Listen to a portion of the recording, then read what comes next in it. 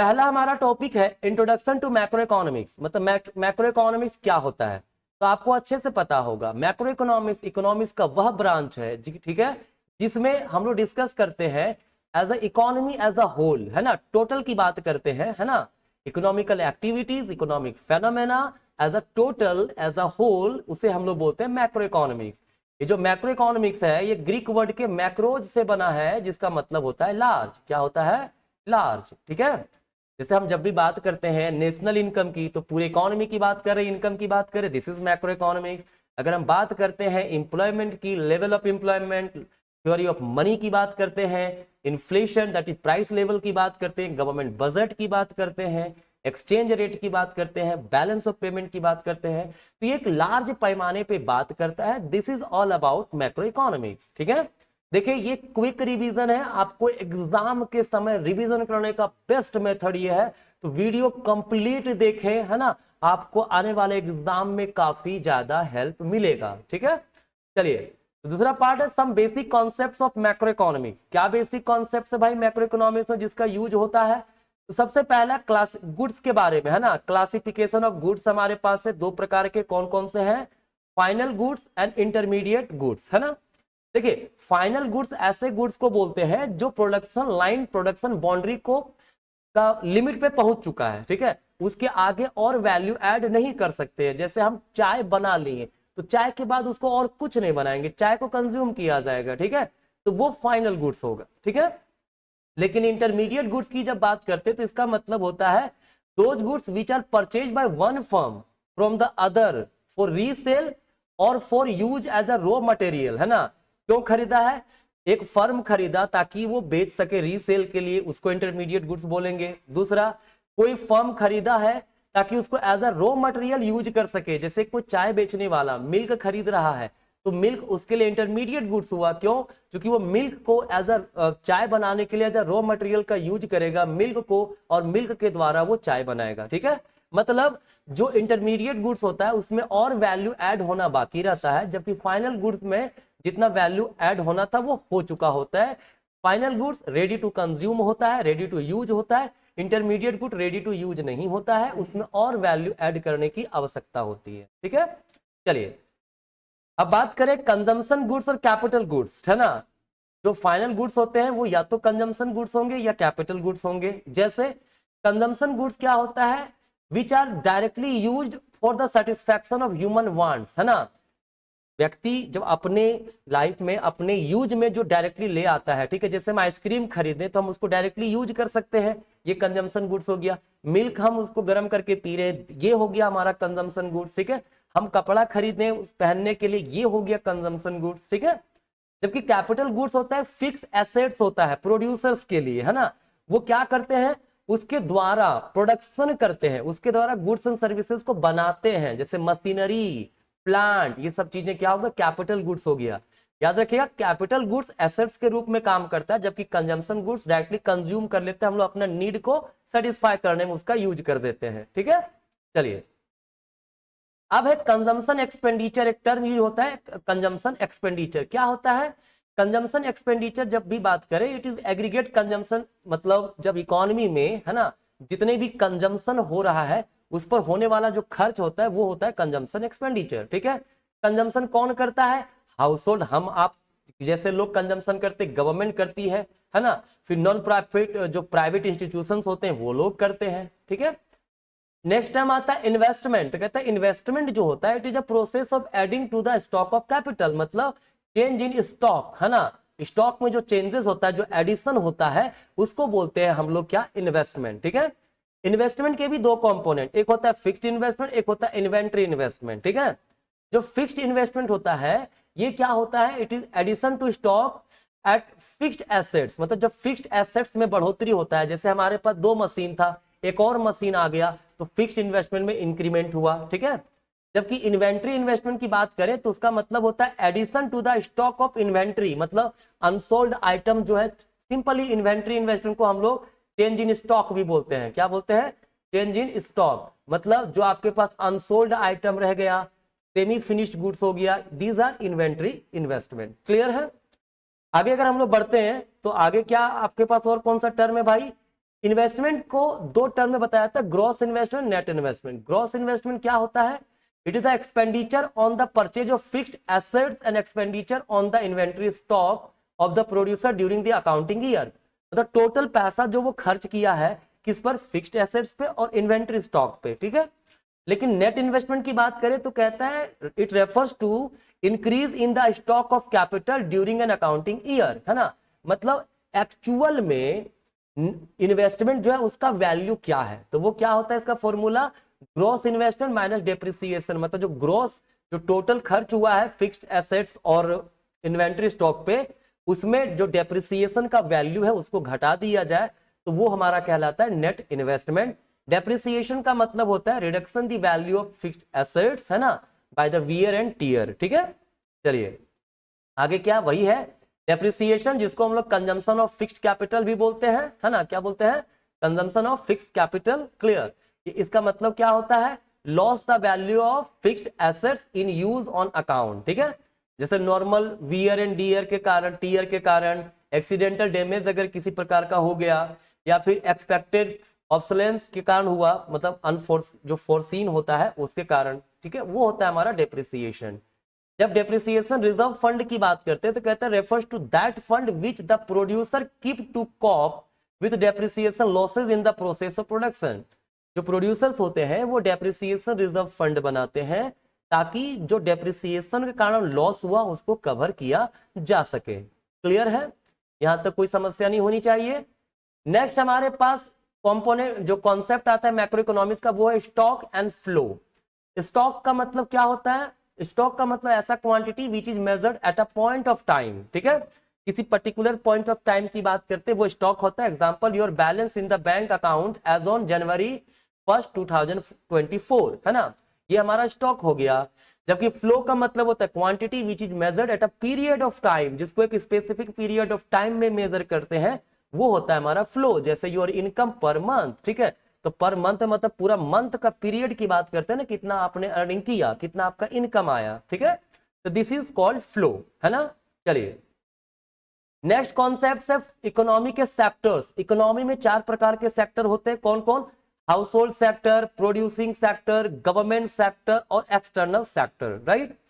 जब हम लोग हाउस होल्ड सेक्टर की बात करते हैं तो ये वो सेक्टर होता है, ठीक है, जो कंजम्पशन करता है एंड फैक्टर सर्विसेज प्रोवाइड करता है। Factor services like land, labour, capital, ये सब चीजें, ठीक है। वहीं प्रोड्यूसिंग सेक्टर वो सेक्टर होता है जो गुड्स एंड सर्विसेज को बनाता है और फैक्टर्स को हायर करता है प्रोडक्शन के पर्पज से, ठीक है। गवर्नमेंट सेक्टर जो इकोनॉमी में एक ऐसा एजेंसी है ना जो लॉ एंड ऑर्डर को कायम करता है, डिफेंस पे ध्यान देता है, ठीक है, लोगों के वेलफेयर वगैरह पे वर्क करता है ना। और कैसे करता है? Through the imposition of taxes और प्रोवाइडिंग ग्रांट्स और सब्सिडीज, ठीक है। वहीं एक्सटर्नल सेक्टर की बात करें तो इसको रेस्ट ऑफ द वर्ल्ड कहते हैं। मतलब जो हम लोग गुड्स एंड सर्विसेज प्रोड्यूस करते सारा का सारा खुद तो कंज्यूम करते नहीं है, हम लोग क्या करते हैं, कुछ एक्सपोर्ट करते हैं, कुछ इंपोर्ट करते हैं, है ना, तो वो एक्सटर्नल सेक्टर हो गया। तो किसी भी इकोनॉमी में जाइए ये आपको 4 सेक्टर टोटल मिलेंगे, कोई दिक्कत नहीं यहां तक। आगे है इसमें सर्कुलर फ्लो ऑफ इनकम। देखिए सर्कुलर फ्लो ऑफ इनकम कहता है किसी भी इकोनॉमी में एक हमेशा मतलब इनकम के फ्लो का एक सर्कल चलता रहता है। मतलब सर्कुलर फ्लो को सिंपल मतलब भाषा में डिफाइन करें तो क्या होता है? It is an unending flow of goods and services और फैक्टर्स इनकम और फैक्टर इन द इकोनॉमी, ठीक है। मतलब क्या, अगर डेफिनेशन देखें तो refers to the circularity of flow of production, income and expenditure across different sector of the economy, ठीक है। एक इकोनॉमी में production, income and expenditure related जो फ्लो चलते रहता है, ठीक है, उसको बोलते हैं सर्कुलर फ्लो ऑफ इनकम। यहां से ध्यान रखिएगा सर्कुलर फ्लो ऑफ इनकम में 3 फेजेस होते हैं। कौन कौन? प्रोडक्शन फेज, इनकम फेज और एक्सपेंडिचर फेज, ठीक है। तो अगर आपसे पूछा जाए what are the phases of circular flow of income, तो आप कह सकते हैं production, income and expenditure, there are 3 phases, right. चलिए ये जो सर्कुलर फ्लो ऑफ इनकम होगा, जो फ्लो होता है वो 2 प्रकार का फ्लो होता है, रियल फ्लो और मनी फ्लो। रियल फ्लो का मतलब flow of goods and services. जैसे मैं प्रोड्यूसर हूं, मैंने प्रोडक्शन किया, प्रोडक्शन करके मैंने बेचा, ठीक है, तो ये फ्लो ऑफ गुड्स हुआ, ठीक है। मैं सर्विस हायर किया तो ये फ्लो ऑफ सर्विसेज हुआ, है ना। तो ये रियल फ्लो के अंतर्गत आएगा जब गुड्स एंड सर्विसेज के फ्लो की बात करेंगे। लेकिन जब फ्लो मनी से रिलेटेड हो, मतलब फैक्टर्स मेरे पास काम कर रहा था, मैंने उसे पेमेंट किया, लैंड के लिए रेंट है ना, लेबर के लिए वेजेस, सैलरीज, ठीक है, तो मनी का फ्लो हो रहा है, इसको बोलते हैं मनी फ्लो। कोई दिक्कत नहीं। चलिए, तो ये हमारा सेकेंड यूनिट था।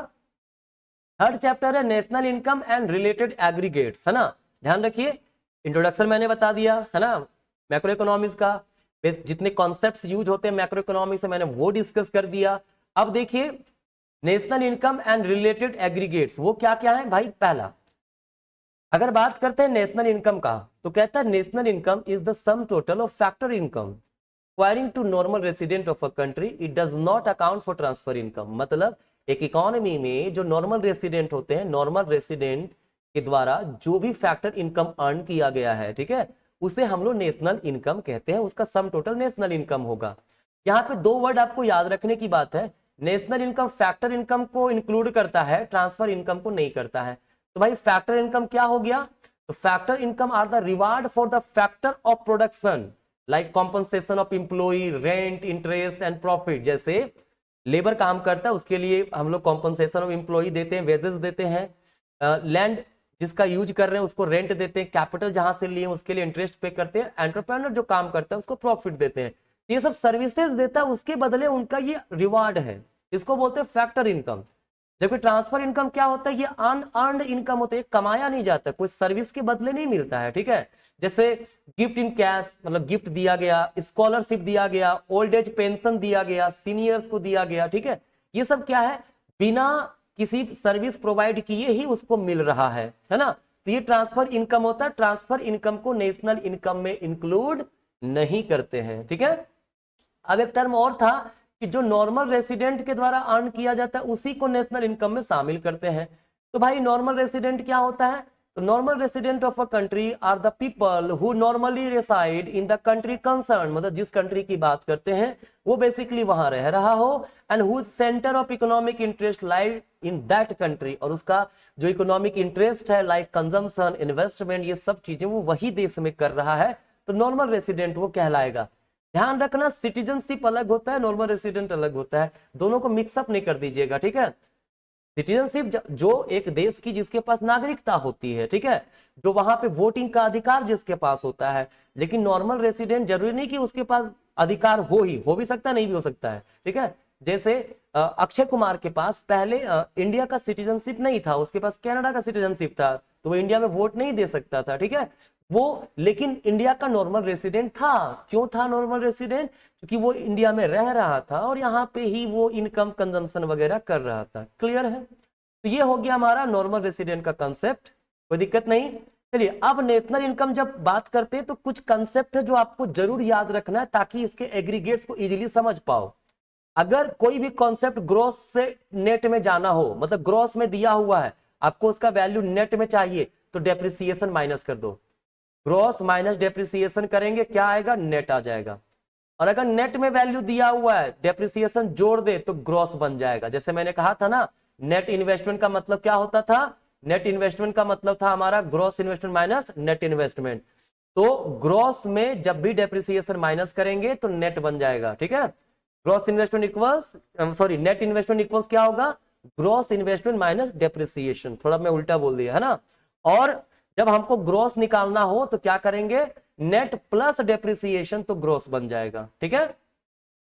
उसी प्रकार से डोमेस्टिक से नेशनल बनाना हो तो डोमेस्टिक में जो डोमेस्टिकली मतलब जीडीपी दिया हुआ है, ग्रॉस डोमेस्टिक प्रोडक्ट है ना, डोमेस्टिकली प्रोड्यूस्ड प्रोडक्ट, ठीक है, इसको नेशनल बनाना हो, जीएनपी बनाना हो, ठीक है, तो क्या करेंगे भाई, इसमें एनएफआईए जोड़ देंगे, net factor income from abroad, इसको जोड़ देंगे तो हमारा वो नेशनल बन जाएगा, ठीक है। और अगर नेशनल दिया हुआ है डोमेस्टिक चाहिए तो नेशनल में से माइनस कर देंगे हम लोग क्या, किसको, एनएफआईए को, ठीक है। चलिए net factor income from abroad का मतलब क्या होता है, difference between the factor income earned by our resident from abroad and factor income earned by non resident in our country, ठीक है। मतलब जो फैक्टर इनकम अर्न हमारे रेसिडेंट के द्वारा विदेश में जो अर्न किया गया, ठीक है, और जो हमारे यहाँ पे नॉन रेसिडेंट है उसके द्वारा जो कमाया गया, ठीक है, उसका डिफरेंस क्या कहलाएगा, net factor income from abroad कहलाएगा, ठीक है। तीसरा कंसेप्ट है market price two factor cost. अगर मार्केट प्राइस से फैक्टर कॉस्ट निकालना, मार्केट प्राइस में जिस प्राइस पे मार्केट में प्रोडक्ट मिल रहा है फैक्टर कॉस्ट का मतलब वो प्रोडक्ट को बनाने में कितना लगा है। तो मार्केट प्राइस में अगर हम लोग माइनस कर देंगे NIT, ठीक है, तो बन जाएगा हमारा क्या, फैक्टर कॉस्ट। और अगर फैक्टर कॉस्ट में हम लोग प्लस कर दे किसको, NIT को, तो बन जाएगा मार्केट प्राइस। ठीक है, तो अब यहां से कुछ कंसेप्ट है जिसको आप इजीली निकाल सकते हो, है ना। पहला है gross domestic product at market price, जिसको GDP MP बोलते हैं। मतलब यही हमारा है aggregates related to national income. These are the aggregates which are used in national income. ठीक है, तो GDP MP क्या होता है, market value of final goods and services produced in the domestic territory of a country in an accounting year. जो domestic territory में जो भी गुड्स एंड सर्विसेज का प्रोडक्शन हुआ है ना, उसके मार्केट वैल्यू को क्या बोलेंगे, हम लोग बोलेंगे GDP MP। अब अगर हमें निकालना हो NDP MP मतलब net domestic product at market price, तो मैंने क्या कहा था, ग्रोस मैंने पढ़ा ना, ग्रोस से इसमें क्या अंतर है, ये ग्रोस में था, नेट निकालना है, तो ग्रोस से नेट कैसे निकालते हैं, डेप्रिसिएशन को माइनस कर देते हैं। मतलब GDP MP माइनस क्या कर दिए, माइनस डेप्रिसिएशन, या फिर जिसको हम लोग बोलते हैं consumption of fixed capital. Clear. Next है हमारा gross national product at market price. तो GDP MP और GNP MP में क्या अंतर है, ये डोमेस्टिक में था, ये हमारा किस में है, नेशनल में है। तो ग्रोस से नेशनल कैसे जाते हैं, ग्रोस से नेशनल जाते हैं जब डोमेस्टिक में हम लोग प्लस, सॉरी, डोमेस्टिक से नेशनल कैसे जाते हैं, जब डोमेस्टिक में प्लस कर देते हैं NFIA मतलब net factor income from abroad. ठीक है, वहीं अगर अब बात करें net national product at market price, तो GNP MP और NNP MP में क्या डिफरेंस है, ये हमारा ग्रोस में दिया हुआ, ये नेट में है, तो GNP MP माइनस कर दीजिए, डेप्रिसिएशन आ जाएगा। ठीक है, सेम उसी प्रकार से gross domestic product eight factor cost हमें निकालना है, तो GDP MP निकालिए, माइनस इनडायरेक्ट मतलब माइनस नेट इनडायरेक्ट टैक्स कर दीजिए। ठीक है, कोई दिक्कत, अच्छा ये सब कॉम नहीं जाएगा, डायरेक्टली लिख सकते हैं हम लोग, minus net indirect minus indirect tax plus subsidy. ठीक है, ये कर देंगे तो हमारा बन जाएगा GDP FC। Clear. NDP FC निकालना है, तो GDP FC में डेप्रिसिएशन माइनस कर दीजिए। बार बार देखिए मैं एक ही चीज बता रहा हूं, ग्रॉस में से माइनस कर दीजिए डेप्रिसिएशन, आपका नेट बन जाएगा। ठीक है, और डोमेस्टिक में आप प्लस कर दीजिए किसको, NFIA को, आपका बन जाएगा नेशनल। ठीक है, अगर मार्केट प्राइस दिया हुआ है ना, इसमें नेट इनडायरेक्ट टैक्स माइनस कर दीजिए, वो बन जाएगा हमारा फैक्टर कॉस्ट। क्लियर, कोई दिक्कत नहीं। तो हमारा जो NDP FC होता है, देखिए हमारा नेक्स्ट है NDP FC, इसको डोमेस्टिक इनकम भी बोलते हैं, क्या बोलते हैं, domestic income.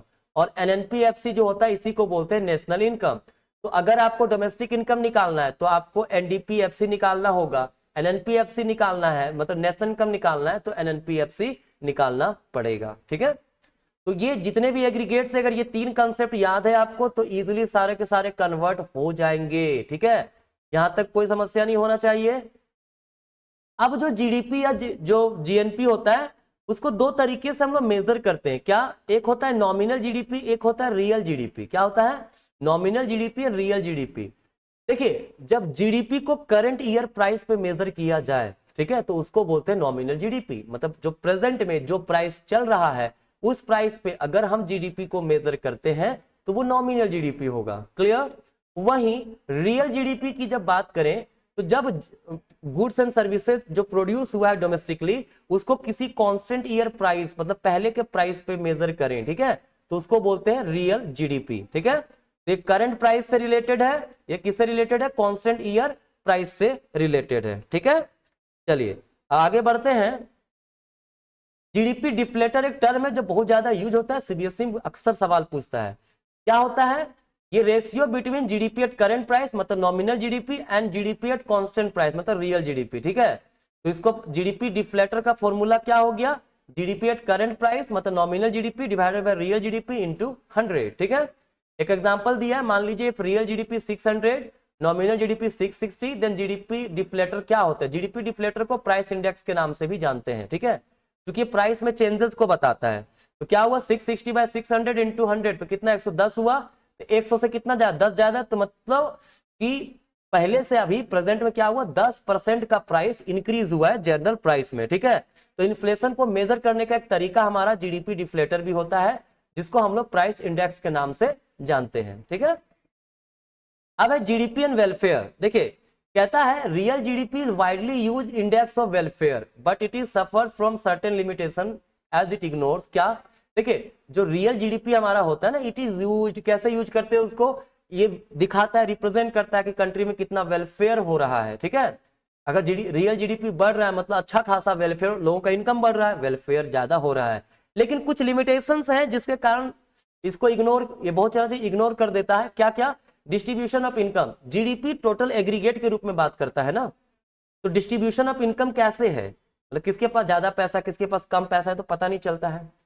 Composition of GDP, मतलब जीडीपी में कौन सेक्टर का कितना कंट्रीब्यूशन, ये सब चीजें नहीं पता चल पाता है। नॉन मॉनेटरी ट्रांजेक्शन जो हो रहा है वो कहाँ गया, जैसे कोई व्यक्ति पहले के समय में जब बार्टर सिस्टम तक काम करता था ना, तो अभी भी कहीं कहीं होता है ना कि काम के बदले कुछ दे दिया, ठीक है, तो उसको मेजर कैसे करेंगे, रिवार्ड तो वो भी है काम का। ठीक है, फिर एक्सटर्नलिटीज जो इकोनॉमी में क्रिएट होता है, इन सब चीजों को इग्नोर करता है जीडीपी। ठीक है, तो ये हमारा लिमिटेशंस है, बट जीडीपी कहीं ना कहीं वेलफेयर को रिप्रेजेंट करता है। ठीक है, चलिए, तो ये रिलेटेड एग्रीगेट से नेशनल इनकम का।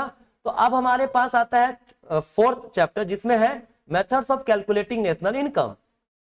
नेशनल इनकम निकालना है तो एनएनपीएफसी निकालना पड़ेगा, मैंने अभी कहा।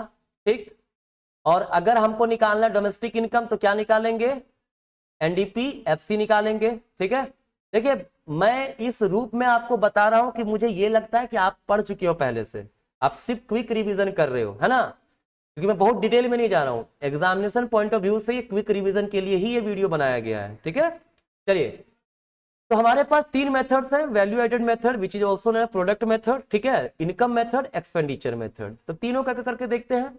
जब वैल्यू एडेड मेथड की बात करें तो क्या होता है, जीडीपी एमपी बराबर क्या होगा, gross value added by all producing enterprises within the domestic territory of a country during the period of 1 year. 1 year के दौरान जो वैल्यू एडेड जितने भी प्रोड्यूसिंग यूनिट थे उन सब के द्वारा, मतलब ग्रॉस वैल्यू जो ऐड हुआ, ठीक है, वो हमारा होता है जीडीपी एमपी। वैल्यू एडेड जो हमारा होगा, ठीक है, इसका क्या मतलब है भाई, value of output minus intermediate consumption. ठीक है, मतलब इंटरमीडिएट गुड्स पे जो खर्च हुआ, क्लियर। तो जो वैल्यू ऑफ आउटपुट का मतलब फिर क्या होता है, sales plus change in stock, है ना, कितना सेल की और कितना अनसोल्ड आइटम, मतलब इन्वेंट्री स्टॉक हमारे पास है उसको जोड़ देंगे, ठीक है, वो वैल्यू ऑफ आउटपुट निकल जाएगा, माइनस इंटरमीडिएट कंजम्पशन कर देंगे तो वैल्यू एडेड हमारा आ जाएगा। ठीक है, अब जितने भी वैल्यू एडेड हर प्रोड्यूसिंग यूनिट का जोड़ दिए, that is gross value added निकाल दिए, तो वो हमारा जीडीपी एमपी बन जाएगा। क्लियर है। अब यहाँ पे चेंज इन स्टॉक का मतलब क्या है, closing stock minus opening stock. Clear. अब देखिए अगर हम बात करें, जीडीपी एमपी तो निकल गया यहां से, है ना, अब जीडीपी एमपी निकालने के बाद क्या करेंगे, डेप्रिसिएशन माइनस कर देंगे तो एनडीपी एमपी बन जाएगा। अब एनडीपी एमपी में नेट इनडायरेक्ट टैक्स माइनस कर देंगे तो एनडीपी एफसी बन जाएगा, जिसको हम लोग बोलते हैं डोमेस्टिक इनकम। क्या बोलते हैं, डोमेस्टिक इनकम। अब एनडीपी एफसी जो हमारा निकला उसमें एनएफआईए जोड़ देंगे, मतलब net factor income from abroad जोड़ देंगे, तो वो हमारा एनएनपी एफसी बन जाएगा, जिसको हम लोग क्या बोलते हैं, जिसको बोलते हैं नेशनल इनकम। ठीक है, तो ये वैल्यू एडेड मेथड था। अब हमारे पास इनकम मेथड है। क्या होता है भाई इनकम मेथड, मैं लास्ट में जितने मेथड्स है ना, तीनों मेथड बताने के बाद क्या क्या इंक्लूड करना है क्या इंक्लूड नहीं करना मैं वो भी आपको बता दूंगा, तो पहले पूरा देखिए, है ना। इनकम मेथड में क्या होता है, सारे फैक्टर्स का इनकम को लिया जाता है। जैसे लेबर काम कर रहा है तो कॉम्पनसेशन ऑफ एम्प्लॉय उसको बोलते हैं, है ना। कॉम्पनसेशन ऑफ एम्प्लॉय में क्या आ जाएगा, wages, payment in kind, salaries, ठीक है, सोशल कंट्रीब्यूशन, ये सारी चीजें कॉम्पनसेशन ऑफ एम्प्लॉय में आ जाएगा। फिर ऑपरेटिंग सरप्लस, ऑपरेटिंग सरप्लस का मतलब रेंट, प्रॉफिट, इंटरेस्ट, ठीक है। फिर mixed income of self employed की बात करें, मतलब सेल्फ एम्प्लॉयड पर्सन का जो इनकम होता है उसको मिक्स्ड इनकम बोलते हैं। ये सबको पहला काम में जोड़ देंगे, ये सबको जोड़ेंगे तो हमारा बन जाएगा क्या, एनडीपीएफसी बन जाएगा। ठीक है, फिर जब एनडीपीएफसी बन गया तो एनडीपीएफसी ये हमारा डोमेस्टिक इनकम हो जाएगा, है ना। अगर डोमेस्टिक इनकम निकालना है तो इतना ही निकालेंगे। अगर डोमेस्टिक इनकम निकल गया, अब नेशनल इनकम निकालना है तो क्या करेंगे, एनडीपीएफसी प्लस एनएफआईए कर देंगे, हमारा नेशनल इनकम दैट इज एनएनपीएफसी निकल जाएगा। ठीक है, अब मान लीजिए कोई क्वेश्चन दिया हुआ जिसमें सारा डेटा ये इनकम मेथड वाला दिया है, अब बोला भाई जीडीपी एमपी निकालो, तो हम लोग क्या करेंगे, सबसे पहले एनडीपीएफसी निकाल लेंगे, है ना। अब देखिए तो क्या क्या अंतर है, हम लोग नेट निकाल रहे हैं, हमको ग्रोस चाहिए, फैक्टर कॉस्ट निकला, मार्केट प्राइस चाहिए। तो ग्रोस से नेट जाते कब, जब ग्रोस में माइनस डेप्रिसिएशन करते नेट बनता है, तो नेट से ग्रॉस में जाना है तो प्लस कर देंगे ना डेप्रिसिएशन, ठीक है। और मार्केट प्राइस से फैक्टर कॉस्ट कैसे जाते हैं, माइनस करते हैं नेट इनडायरेक्ट टैक्स, तो फैक्टर कॉस्ट से मार्केट प्राइस कैसे जाएंगे, प्लस कर देंगे नेट इनडायरेक्ट टैक्स, कोई दिक्कत नहीं। तो this is the income method, है ना। Next is expenditure method. Expenditure method में जो खर्च है उसको लिया आता है, कैसे भाई, प्राइवेट फाइनल कंजम्पशन एक्सपेंडिचर, जो प्राइवेट इंडिविजुअल हम आप जो कंजम्पशन पे खर्च करते हैं वो हो गया, ये हो गया गवर्नमेंट फाइनल कंजम्पशन एक्सपेंडिचर। फिर हो गया gross domestic fixed capital formation plus inventory investment, इन दोनों को अगर जोड़ दिया जाए तो ये होता है ग्रॉस डोमेस्टिक कैपिटल फॉर्मेशन, ठीक है। इन्वेंट्री इन्वेस्टमेंट वही चेंज इन स्टॉक को बोलते हैं, ये नेट एक्सपोर्ट हो गया एक्स माइनस एम, इन सबको जोड़ेंगे तो जीडीपी एमपी बन जाएगा। अब अगर एक बार जीडीपी एमपी बन गया, माइनस कर देंगे डेप्रिसिएशन तो एनडीपी एमपी बन जाएगा। अब एनडीपी एमपी में माइनस कर देंगे एनआईटी तो एनडीपी एफसी बन जाएगा। एनडीपी एमसी, अब एफसी क्या हो गया, वही डोमेस्टिक इनकम, और जब एनडीपी एफसी में प्लस कर देंगे एनएफआई तो एनएनपी एफसी बन जाएगा, जिसको हम लोग क्या बोलते हैं, नेशनल इनकम, ठीक है। अब मैंने कहा था डूज एंड डोंट, मतलब क्या क्या इंक्लूड करना है नेशनल इनकम, क्या इंक्लूड नहीं करना है उसके बारे में, ठीक है। तो देखिए यहाँ पे नोट्स दिया हुआ है, लिख सकते हैं चाहे तो, क्या इंक्लूड नहीं करना है, गिफ्ट फ्रॉम अब्रोड, चूंकि ट्रांसफर इनकम आ जाता है ये, unemployment allowance, financial help to tsunami victims, है ना, purchase of vegetables by a restaurant, है ना, expenses on electricity by a factory, leisure time activity, service rendered by the housewife, ठीक है, money received by an individual from his son working abroad, clear. फिर क्या है, interest received from a friend on loan offer to him for the purchase of motorbike, दोस्त वगैरह पैसा दे रहा है उसको भी शामिल नहीं, इनकम नहीं मानेंगे उसको, ठीक है। उसके बाद क्या है, कॉर्पोरेट प्रॉफिट टैक्स, इन सब चीजों को शामिल नहीं किया जाता है व्हाइल एस्टिमेटिंग नेशनल इनकम, ठीक है। अब शामिल क्या करना है, डिफेंस एंड सिक्योरिटी सर्विसेज को शामिल करना है, free services by the government जो दे रही है उसको शामिल करना है, employers contribution to provident fund इसको शामिल करेंगे, rent received by Indian resident on building rented out to the foreign embassy in India, ठीक है। फिर profit earn by branch of an Indian bank in London, Indian bank विदेश में काम करता है, जो अर्निंग हो रहा है उसको शामिल करेंगे, wages received by the Indian employ working in Pakistan embassy, वैसे अब तो यहाँ पे है नहीं तो खैर कोई बात नहीं। अब है salary to foreign technical specialist, ठीक है। फिर dividend received by Indian resident from his investor in a foreign financial firm, कोई विदेशी कंपनी में शेयर वगैरह में पैसा लगाए जो अर्निंग हुआ वो भी शामिल होगा। ये सारी चीजों को शामिल करना है और यहाँ पे जो सारी चीजें था उसको शामिल नहीं करना है। तो ये हमारा नेशनल इनकम का कंसेप्ट हो गया। मुझे उम्मीद है यहाँ तक कोई दिक्कत तो नहीं होनी चाहिए आपको, है ना। तो देखिए आगे हमारे पास है मनी, ठीक है। नेक्स्ट चैप्टर क्या है, मनी। मनी का मनी मीनिंग क्या होता है, देखिए मनी इज एनीथिंग, ठीक है, which is accepted as a medium of exchange, है ना। मुझे चाहिए मार्कर, मैंने आपको पैसा दिया, आप हमको मार्कर दे दिए, तो मार्कर किसके एवज में दिए, आपने मनी के एवज में दिए। तो मनी क्या काम किया यहाँ पे, as a medium of exchange काम किया, ठीक है। लेकिन मनी के पहले होता था बार्टर सिस्टम। क्या होता था पहले, बार्टर सिस्टम। बार्टर सिस्टम का मतलब होता है exchange of commodity for commodity, है ना। कहता है इस जैसा ऐसा इकोनॉमी जहां पे बार्टर सिस्टम चलता था उसको सीसी इकोनॉमी कहते हैं। सीसी इकोनॉमी मतलब कमोडिटी फॉर कमोडिटी, ठीक है। बट कुछ ड्रॉबैक्स थे जिसके कारण इसको दूर किया गया, जैसे डबल कोइंसिडेंस का प्रॉब्लम, है ना। अब मान लीजिए हमको जो चीज चाहिए वो जिस व्यक्ति के पास है पहले उसको ढूंढो, और हमारे पास जो चीज है वो हमसे लेना चाह रहा है कि नहीं चाह रहा है वो देखो, तो डबल कोइंसिडेंस हो जाता था। कॉमन यूनिट ऑफ एक्सचेंज का भी प्रॉब्लम था। Lack of system, future payment नहीं हो पाता था, डेफर्ड पेमेंट का भी मतलब संभावनाएं कम थी। स्टोरेज का भी प्रॉब्लम, स्टोर करना पॉसिबल नहीं था बार्टर सिस्टम में। गुड्स एंड सर्विसेज तो खराब होने वाली चीजें होती है ना, तो इसीलिए उसको स्टोर करना काफी डिफिकल्ट हो जाता था, ठीक है। आगे फॉर्म्स ऑफ मनी। अगर फॉर्म्स ऑफ मनी की बात करें तो एक होता है fiat money, full bodied money, credit money. तो फिएट मनी क्या होता है, is the money which is issued और ordered by the authority of the government, ठीक है। मतलब जो कंट्री के अथॉरिटी होते हैं उसके कहने पे, उसके ऑर्डर पे जो पैसा आता है, जो मनी आता है उसको फिएट मनी कहते हैं। इसको लीगल टेंडर मनी भी कहते हैं, ठीक है। अब उसी में क्या, fiduciary money is that money which is accepted as a medium of exchange because of trustee between the payer and payee, ठीक है। यहाँ पे दो तरह के मनी है, कौन कौन? फिएट मनी और fiduciary money. Fiduciary money cheque वगैरह होता है ना, हम आपको दिए, आप हम पे ट्रस्ट करते हो तो लोगे, नहीं कहोगे तो भाई पैसा दो मुझे। तो फिड्यूसरी मनी ऐसा मनी होता है जो एक्सचेंज होता है किसके कारण? Due to trust between the payer and payee, ठीक है। नेक्स्ट आता है full bodied money. Full bodied money वैसे मनी को कहते हैं जहां पे मनी वैल्यू और कमोडिटी वैल्यू ऑफ मनी दोनों इक्वल होता है, ठीक है, कोई दिक्कत नहीं। जैसे जब इंडिया आजाद हुआ था उस समय, मतलब उसके पहले मतलब क्या था, सिल्वर का कॉइन चलता था, 1 रुपया सिल्वर, ठीक है, उसका वैल्यू उस कमोडिटी सिल्वर के बराबर होता था, ठीक है। अब क्रेडिट मनी क्या है? Money value of coin and notes which is greater than commodity value of coin and notes. आज के समय में जो नोट या कॉइन आता है उसका मनी वैल्यू क्या होता है? बहुत ज्यादा होता है, लेकिन उस वस्तु जिससे वो बना है उसका वैल्यू उससे कम होता है। अरे सीधी से बात है, 5 रुपया का सिक्का है, अगर जिस मेटल से बना उसका रेट 5 रुपया ज्यादा होता तो सब लोग मेल्ट करके बेच देते ना। वही है ऐसा मनी जिसमें मनी वैल्यू कॉइन या नोट ग्रेटर हो कमोडिटी वैल्यू से, उसको बोलते हैं हम लोग क्रेडिट मनी। क्लियर? नेक्स्ट इसी में है सप्लाई ऑफ मनी। देखिए सप्लाई ऑफ मनी की बात करते हैं तो इसका मतलब होता है stock of money which the government and the banking system of the country is not considered as the part of money supply, ठीक है, याद रखिएगा। जो स्टॉक ऑफ मनी जो होता है गवर्नमेंट के साथ या banking system of the country के साथ जो पैसा रहता है उसको हम लोग मनी सप्लाई नहीं बोलते हैं।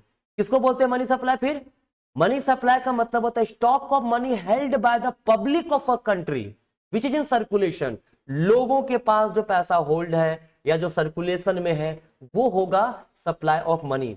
गवर्नमेंट के पास जो उसका पैसा है, बैंक का अपना पैसा, वो इसलिए मनी सप्लाई में नहीं होगा because they are supplier of money, ठीक है।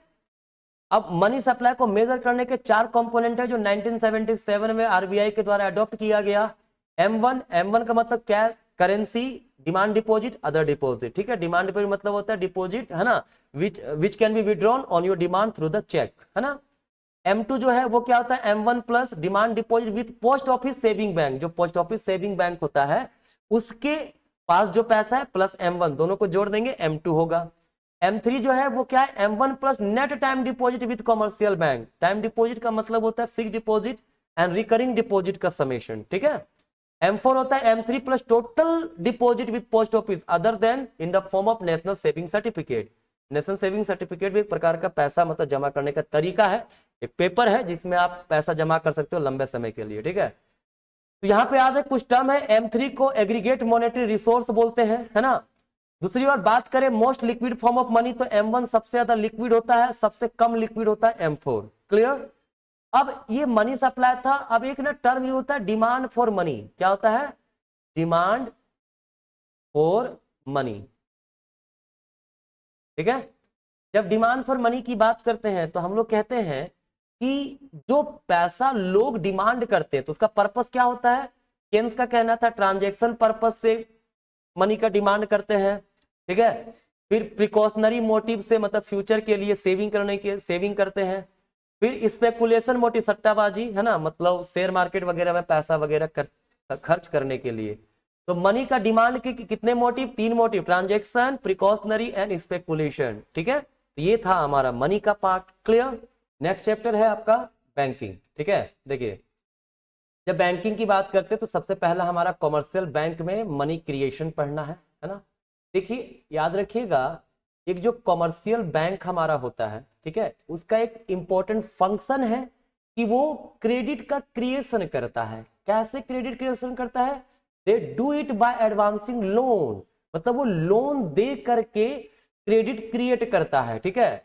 Many times more than their cash reserve, ठीक है, मतलब सिंपली जितना उसके पास डिपॉजिट आता है उसके कई गुना ज्यादा वो लोगों को लोन प्रोवाइड करता है, मतलब क्रेडिट प्रोवाइड करता है। कितना करता है? तो क्रेडिट क्रिएशन का एक फॉर्मूला हम लोग बोलते हैं, ठीक है, इनिशियल डिपॉजिट इंटू 1/r। ये मनी मल्टीप्लायर है, मतलब 1/r का मतलब r का मतलब रिजर्व रेशियो, ठीक है। जैसे मान लीजिए इनिशियल डिपॉजिट 1000 का हुआ है, ठीक है, इंटू 1/, रिजर्व रेशियो मान लीजिए हमारा जो है वो 10% है। कितना है? 10%। 10% को 0.1 लिख सकते हैं हम लोग, बिल्कुल लिख सकते हैं। 10% बराबर क्या होता है हमारा? 10/100, है ना, इसका मतलब 0.1, है ना। तो अगर इसको डिवाइड करेंगे तो कितना होगा? 10,000 हो जाएगा। मतलब अगर 1,000 रुपया कमर्शियल बैंक के पास डिपॉजिट आया, ठीक है, तो वो 10,000 रुपया तक का लोन दे सकता है अगर रिजर्व रेशियो 10% रहा तो, ठीक है। वही देखिए क्रेडिट मल्टीप्लायर दिया हुआ है ना, वही हमारा 1/r, वही CRR लिखा हुआ है, ठीक है। कहता है it's number of time the commercial bank can create credit per unit of their cash reserve with the RBI, ठीक है।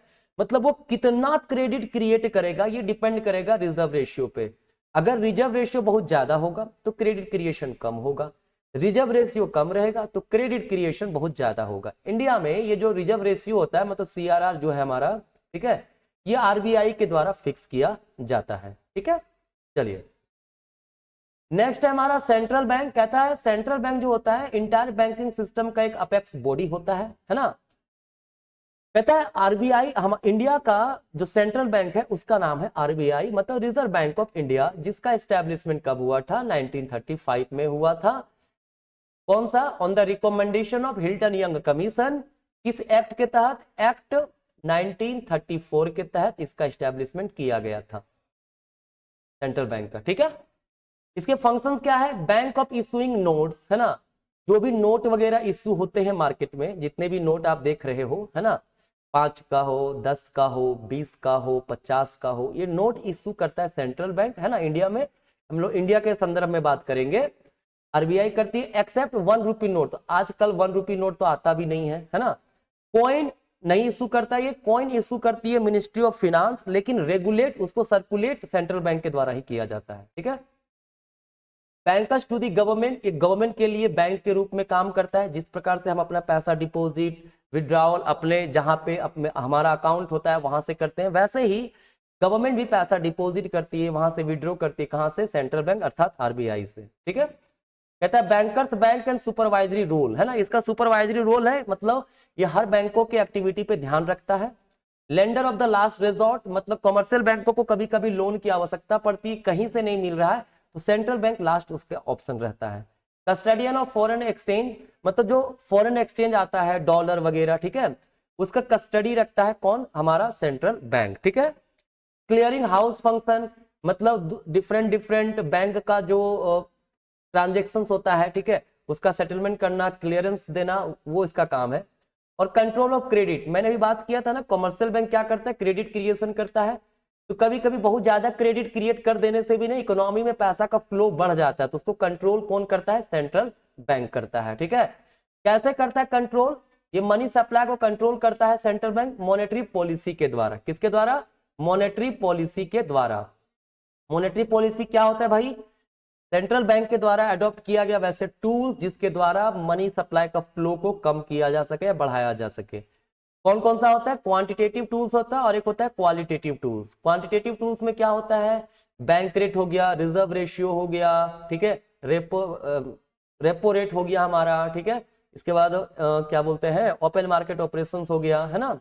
और क्वालिटेटिव टूल्स में होता है मॉरल सजेशन, क्रेडिट राशनिंग, ठीक है, पब्लिकेशन, डायरेक्ट एक्शन। ये सारे टूल्स के द्वारा सेंट्रल बैंक का काम होता है कि मनी सप्लाई को वो कंट्रोल करे। क्योंकि मनी सप्लाई को कंट्रोल करना बहुत जरूरी है। अगर क्रेडिट बहुत ज्यादा क्रिएट हो गया है, ठीक है, तो वैसे स्थिति में इकोनॉमी में प्राइस इनस्टेबिलिटी आ जाएगा, तो उसको स्टेबल बनाने के लिए जो सेंट्रल बैंक होती है वो मॉनेटरी पॉलिसी का हेल्प लेती है, ठीक है। चलिए अगर क्वांटिटेटिव टूल्स मैंने जो बताया वही bank rate, repo rate, reverse repo rate, ठीक है, फिर CRR, SLR, open market operation, ये सारे क्वांटिटेटिव टूल्स में आते हैं। क्वालिटेटिव टूल्स में ये सारी चीजें हैं। क्लियर है? चलिए नेक्स्ट चैप्टर आपका एग्रीगेट डिमांड और एग्रीगेट सप्लाई से रिलेटेड है एंड रिलेटेड कॉन्सेप्ट से, है ना। जब हम लोग बात करते हैं एग्रीगेट डिमांड का, तो एग्रीगेट डिमांड का मतलब होता है सम total of demand of all goods and services in the economy during the period of N accounting year. एक अकाउंटिंग ईयर में जितने भी गुड्स एंड सर्विसेज का डिमांड किया गया है, ठीक है, उसे एग्रीगेट डिमांड कहते हैं। ये मेजर किया जाता है total planned expenditure on goods and services in the economy during the accounting year, ठीक है। देखिए अगर इकोनॉमी क्लोज है, टू सेक्टर इकोनॉमी, मतलब सिर्फ हाउस होल्ड और फर्म है, ठीक है, तो ऐसे केस में एग्रीगेट डिमांड बराबर क्या हो जाएगा? C+I। अगर इकोनॉमी में मतलब फर्म है, हाउस होल्ड है, गवर्नमेंट है, तो C+I+G हो जाएगा, ठीक है। ये दोनों क्लोज्ड इकोनॉमी के केस में होगा। जबकि अगर ओपन इकोनॉमी है तो एग्रीगेट डिमांड बराबर सी प्लस आई प्लस जी प्लस एक्स माइनस एम होता है, ठीक है। सी मतलब consumption, I for investment, government spending, ये हमारा नेट एक्सपोर्ट हो गया, ठीक है। ये क्या दिखाता है, ये दिखाता है planned expenditure on the domestically produced goods and services during the accounting year, ठीक है। एक अकाउंटिंग ईयर में डोमेस्टिकली प्रोड्यूस्ड गुड्स पे जो प्लान्ड एक्सपेंडिचर होता है वही हमारा होता है एग्रीगेट डिमांड, ठीक है। अगर हम बात करें, अगर टू सेक्टर इकोनॉमी को लेकर के चलें, है ना, तो ये हमारा इस प्रकार का कुछ कंजम्पशन फंक्शन का डायग्राम होता है ना। ये हमारा कुछ ऐसा इन्वेस्टमेंट फंक्शन का इन्वेस्टमेंट कांस्टेंट माना गया, ऑटोनोमस इन्वेस्टमेंट को लेके चलते हैं हम लोग, है ना। इन दोनों को सम कर देते हैं तो वो हमारा बन जाता है एग्रीगेट डिमांड, जिसको सी प्लस आई बोलते हैं, ठीक है। नेक्स्ट हमारा एग्रीगेट सप्लाई है। जब एग्रीगेट सप्लाई की बात करते हैं तो it refers to production of goods and services in the economy as planned by the producer during the accounting year.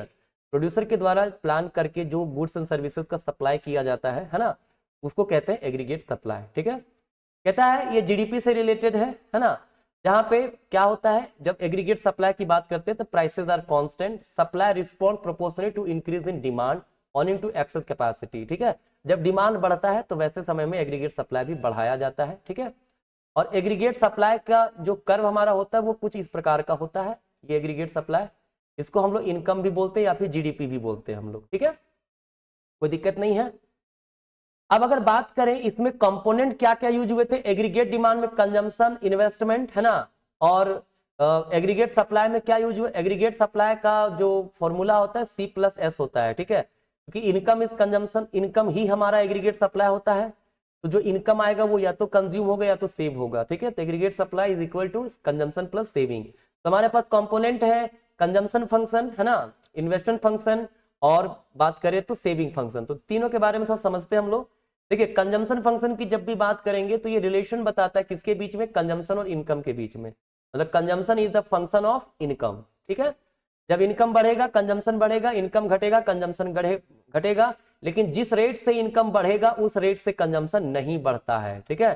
Consumption भी बढ़ेगा, इनकम भी बढ़ेगा, ठीक है, लेकिन जिस रेट से इनकम बढ़ता है उस रेट से कंजम्पशन नहीं बढ़ता है, ठीक है। इसका इक्वेशन है सी बराबर ए प्लस बी वाई। ए का मतलब है ऑटोनोमस कंजम्पशन, बी का मतलब है मार्जिनल प्रोपेंसिटी टू कंज्यूम, जो है ना, जो बताता है कंजम्पशन फंक्शन के स्लोप को। अगर कंजम्पशन फंक्शन का स्लोप इस प्रकार गया तो ये स्लोप इसका कौन डिसाइड करता है, ये बी डिसाइड करता है। ए तो हमारा ऑटोनोमस इनकम कंजम्पशन होता है जो इनकम से इंडिपेंडेंट होता है, ठीक है, क्लियर है। अगर प्रोपेंसिटी टू कंज्यूम की बात करें, मतलब कंजम्पशन फंक्शन में कौन सा टर्म यूज होता है, टेक्निक यूज होता है, तो वो एपीसी और एमपीसी होता है। एपीसी का मतलब होता है एवरेज प्रोपेंसिटी टू कंज्यूम, मतलब इनकम का वह प्रोपोर्शन विच इज कंज्यूम्ड, और एमपीसी का मतलब होता है change in consumption due to change in income, मतलब जब इनकम बदलता है तो उसका कितना प्रोपोर्शन कंज्यूम करते हैं वो हमारा एमपीसी होता है, ठीक है।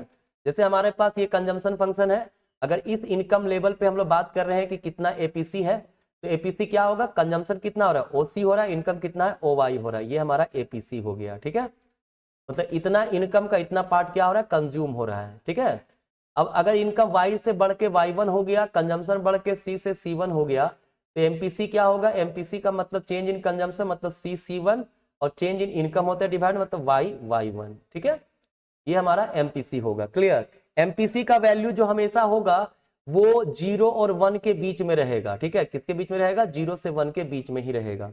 एक्सट्रीम क्या हो सकता है, 1 हो सकता है एक्सट्रीम, मतलब इनकम में जितना चेंजेस हुआ सारा का सारा कंजम्पशन में कंजम्पशन कर दिए तो हमारा वैल्यू 1 आ जाएगा, ठीक है। और अगर इनकम में चेंजेस हुआ कंजम्पशन में कोई चेंजेस नहीं हुआ तो वैल्यू 0 हो जाएगा, क्लियर। चलिए तो नेक्स्ट आगे बढ़ते हैं। नेक्स्ट हमारे पास सेविंग फंक्शन है। सेविंग फंक्शन भी रिलेशन बताता है सेविंग और इनकम के बीच में, ठीक है। देखिए इनकम बराबर होता है कंजम्पशन प्लस सेविंग, है ना। तो सेविंग बराबर क्या हो जाएगा, इनकम माइनस कंजम्पशन होगा। अभी कंजम्पशन का इक्वेशन हम लोगों ने क्या देखा था, a प्लस बी वाई, है ना। तो ये माइनस वहां लिख दिए सी के जगह पे, क्या होगा y माइनस ए माइनस बी वाई, ठीक है, कोई दिक्कत नहीं। तो यहां से अगर हम ध्यान से देखें तो माइनस ए बाहर निकाल सकते हैं, प्लस इन दोनों में देखो तो y कॉमन है तो y बाहर निकाल दिए, 1 माइनस बी हो गया हमारा, ठीक है। ये सेविंग फंक्शन होगा, क्लियर है। तो ये दिखा रहा है, ये निगेटिव दिखा रहा है, मतलब कह रहा है कि जो हमारा सेविंग फंक्शन होगा वो निगेटिव से जा सकता है, निगेटिव से जाता है। निगेटिव जब इनकम हमारा शुरुआत में 0 है अगर उस समय भी कंजम्पशन कर रहे हैं तो ऑब्वियस सी बात है सेविंग निगेटिव होगा।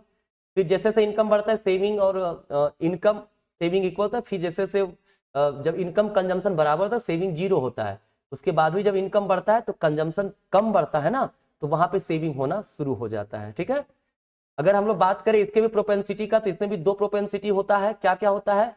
एमपीएस और एपीएस। ठीक है, एपीएस का मतलब proportion of saving, proportion of income which is saved, और MPS change in saving due to change in income. ठीक है, दो रिलेशन याद रखिएगा कंजम्पशन और सेविंग के प्रोपेंसिटी पे। क्या? एपीसी प्लस एपीएस हमेशा बराबर 1 होता है और एमपीसी प्लस एमपीएस हमेशा 1 होता है। ऐसा क्यों? मैंने कहा ना इनकम बराबर सी प्लस एस होता है, तो दोनों तरफ वाई डिवाइड कर दीजिए, क्या होगा? 1 बराबर सी बटा वाई प्लस एस बटा वाई। ठीक है, दैट इज 1 बराबर एपीसी प्लस इधर क्या हो गया? एपीएस। क्लियर है ना? वहीं अगर फिर से ले लें y बराबर सी प्लस एस, दोनों तरफ इसको ऐसे भी लिख सकते हैं, चेंज इन y बराबर change in consumption plus change in saving, है ना?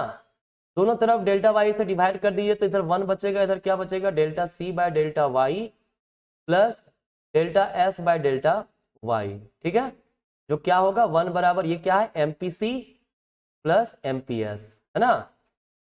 कोई दिक्कत नहीं है। चलिए अब इसके आगे आता है इन्वेस्टमेंट फंक्शन। इसके आगे क्या आता है? हम लोग अगर बात करेंगे थोड़ा सा इन्वेस्टमेंट फंक्शन के बारे में, वो क्या होता है थोड़ा समझिएगा, है ना?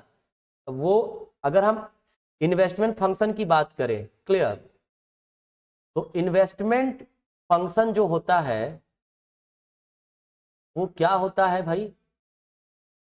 इन्वेस्टमेंट का मतलब होता है चेंज इन स्टॉक। मैंने बताया था जो एग्जिस्टिंग स्टॉक में जो चेंजेस होता है, एडिंग होता है, एडिशन होता है, उसको बोलते हैं इन्वेस्टमेंट। ठीक है, जैसे न्यू मशीन्स का खरीदना, बिल्डिंग बनाना, ठीक है, ये सारी चीजें, ये हमारा क्या कहलाएगा? इन्वेस्टमेंट। ठीक है, इन्वेस्टमेंट दो प्रकार के होते हैं, एक होता है ऑटोनोमस, ऑटोनोमस इन्वेस्टमेंट, और एक होता है इंड्यूस्ड इन्वेस्टमेंट, इंड्यूस्ड इन्वेस्टमेंट।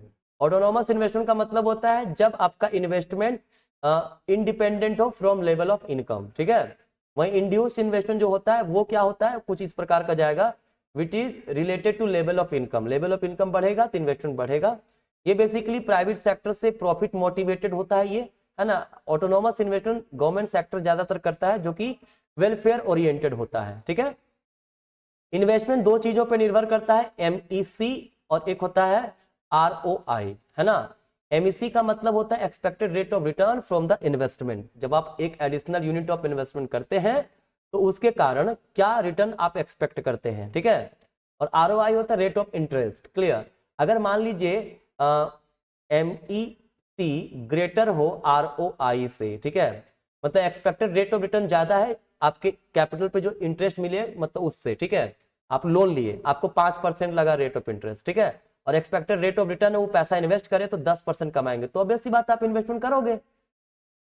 और अगर एमईसी क्या हो लेस देन आरओआई है तो आप इन्वेस्टमेंट नहीं करोगे। ठीक है, तो दिस इज इन्वेस्टमेंट फंक्शन, है ना? मुझे उम्मीद है यहां तक चैप्टर 7 नंबर तक कोई आपको समस्या नहीं होना चाहिए। ठीक है, अब आपके पास 8 नंबर है, कहता है शॉर्ट रन इक्विलिब्रियम आउटपुट। इसका डिटर्मिनेशन कैसे? शॉर्ट रन जो इक्विलिब्रियम होता है आउटपुट का या एम्प्लॉयमेंट का, वो डिटरमाइन कैसे होता है। ठीक है, याद रखिएगा, कहता है इक्विलिब्रियम आउटपुट का मतलब क्या है? इक्विलिब्रियम आउटपुट का मतलब है कि वैसा पॉइंट जहां पर एग्रीगेट सप्लाई और एग्रीगेट डिमांड दोनों इक्वल हो, मतलब कि जो प्लान्ड आउटपुट है प्लान्ड डिमांड के बराबर हो, है ना? या तो आप एग्रीगेट सप्लाई बोलिए इक्वल टू एग्रीगेट डिमांड, या तो बोलिए सेविंग इक्वल टू इन्वेस्टमेंट, दोनों एक ही चीज है। ठीक है, देखिए ये हमारा एग्रीगेट सप्लाई होता है ना, और ये हमारा क्या होता है? Aggregate demand, right? दोनों इक्वल इस पॉइंट पर है, इसको बोलते हैं इक्विलिब्रियम लेवल ऑफ आउटपुट या फिर इक्विलिब्रियम लेवल ऑफ इनकम। ठीक है ना?